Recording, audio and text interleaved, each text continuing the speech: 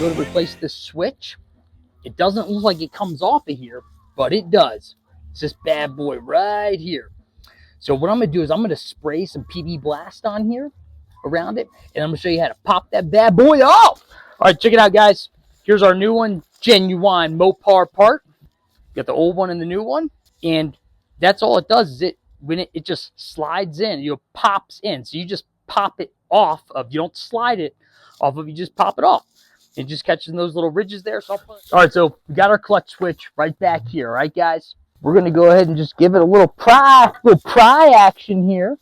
Take your pry bar in here, get it on that little lip, give it a little pop, and out it comes. It just pops right out. Hey, I hope this is helping you out. If it is, please don't hesitate. Hit that super thanks. Send me a couple bucks. We're single income family. Can definitely use it. Hey, join the membership, man. You can ask me whatever you want. Anything. Cars, relationships, the Bible, politics.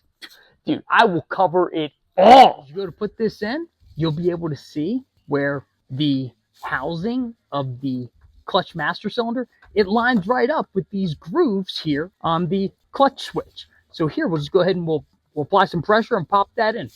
Applied pressure, it clicked right in. And so that's what it should look like once it is installed.